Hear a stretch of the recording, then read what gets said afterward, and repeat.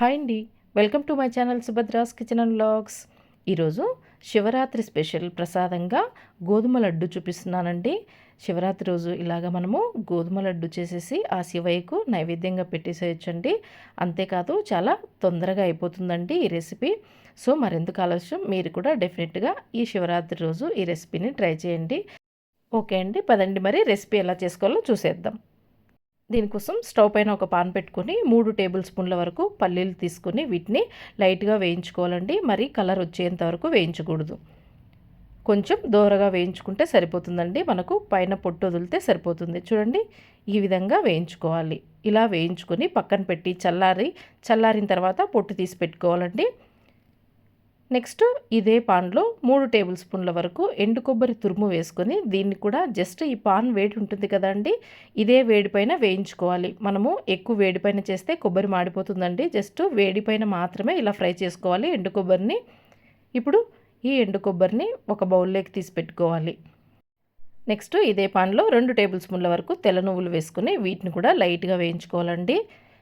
నువ్వులు తొందరగా వేగిపోతాయండి, చూసుకొని వేయించుకోవాలి, లేకపోతే మరి కలర్ మారిపోతాయి. చూడండి, ఈ విధంగా వేగాక మనం ఎండు కొబ్బరి తురుము తీసుకున్నాం కదా, అదే బౌల్లోకి వీటిని కూడా వేసుకోవాలి.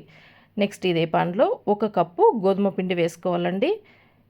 ఎటువంటి నెయ్యి యాడ్ చేయకుండా ఉట్టి గోధుమ పిండినే మనము 4-5 నిమిషాలు స్టవ్ మీడియం ఫ్లేమ్లో పెట్టుకొని ఇలాగా అడుగు అంటకుండా వేయించుకోవాలి. గోధుమ పిండి వేయించేటప్పుడు అడుగు అంటకూడదండి. మనకు గోధుమ పిండి ఏమాత్రం అడుగంటినా లడ్డు టేస్ట్ మారిపోతుందండి. చూడండి, ఇలా సిమ్లో పెట్టి కొంచెం వేగిన తర్వాత 4-5 నిమిషాలు పడుతుందండి వేగడానికి. ఇలా వేగిన తర్వాత మనము కొబ్బరి నువ్వులు తీసుకున్నాం కదా, అదే బౌల్లో వేసుకొని వీటిని చల్లార్చుకోవాలి. ఇప్పుడు ఇవన్నీ ఒకసారి బాగా కలుపుకొని ఇవి చల్లారేలోపు మనము బెల్లంను కరిగించుకోవాలండి.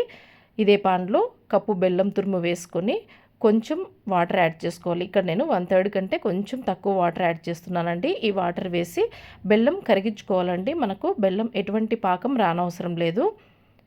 బెల్లం వేసిన తర్వాత ఇలాగ మనము గరిటెతో మెదుపుకుంటూ కరిగించుకోవాలి. ఇక్కడ వాటరు చాలా తక్కువ వేసుకోవాలండి. ఏమాత్రం మనం వాటర్ ఎక్కువ వేసుకున్నా ఈ బెల్లం వాటర్ అనేది మనకు మిగిలిపోతుందండి. ఖచ్చితంగా కప్పు కంటే కొంచెం తక్కువ వచ్చేలాగానే యాడ్ చేసుకోవాలి. చూడండి, బెల్లం అంతా ఇలాగా బాగా కరిగింది కదా. ఇప్పుడు మనము స్టవ్ ఆఫ్ చేసుకుని దీన్ని వేరే బౌల్లోకి ఫిల్టర్ చేసుకోవాలి.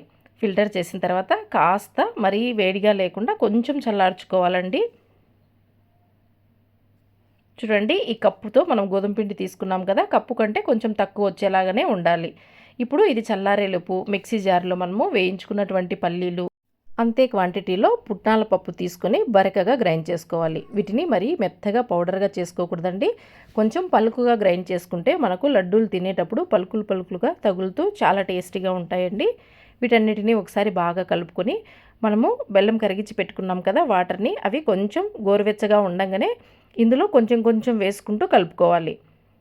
చూడండి, ఇలాగా కొంచెం కొంచెం వేసుకుంటూ కలుపుకుంటూ మనకు చేత్తో తాగ్గలుగా వేడి ఉన్నప్పుడు గరిటె తీసేసి మొత్తం చేత్తో కలుపుకోవాలండి.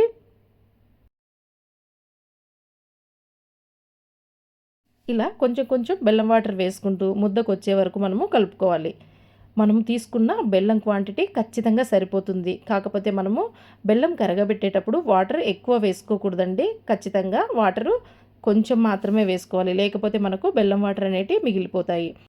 చూడండి, అంతా కూడా ఇలా బాగా దగ్గర పడిన తర్వాత మనము ఇప్పుడు మనకు లడ్డూలు ఏ సైజులో కావాలో ఆ సైజు లడ్డూలు చుట్టుకోవాలి. ఇక్కడ మీకు చెయ్యికి అంటుకునేలాగా ఉంటే కొంచెం నెయ్యి రాసుకోవచ్చండి చేతులకి. మొత్తం అన్ని లడ్డూలు కూడా ఇలా చుట్టుకోవాలి. నాకు ఇక్కడ 1 కప్పు గోధుమ పిండికి దాదాపు 9 లడ్డూలు అయ్యాయండి ఈ సైజులో. చాలా ఈజీగా క్విక్గా చేసుకోవచ్చండి ఈ గోధుమ పిండి లడ్డూలు. అంతేకాదు చాలా హెల్దీ కూడా కదండి. మీరు కూడా ఈ శివరాత్రి రోజు ఇలాగా గోధుమ లడ్డూలు చేసి ఆ శివయ్యకు నైవేద్యంగా సమర్పించండి. ఓకే అండి, మరి ఈ లడ్డు రెసిపీ మీకు యూస్ఫుల్ అనిపిస్తే నచ్చినట్లయితే please like, share and subscribe my channel. Thanks for watching.